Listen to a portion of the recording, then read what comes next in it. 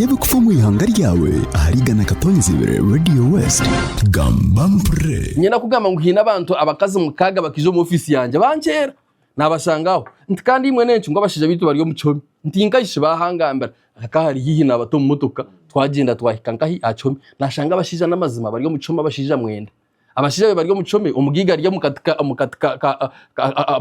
mu katika polisi hasaho ariyo natera amasumu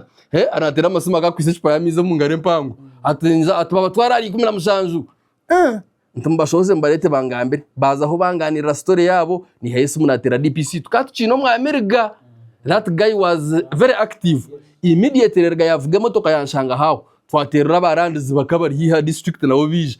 basacinga entebe hate bintu bikoroba ni network basacinga entebe bagogoringa kuza kukushanga bashanga mugiga icape kiyabe nabinjira mu abantu abatiro mu come kikakige cipuri ece nakozere nkareba hasi bareba nareba kuri mu kashozi akuba kari hino mushozi naho nameda kiga nkitano nagamba DPC nto mugigo gumuto motoka tugene nawe imwe mu iroko mutahe hatuga yogo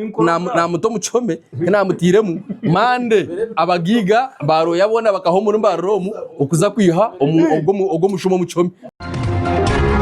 manyabukufa mu ihanga ryawe aharigana katonzibere Radio West gamba mpre.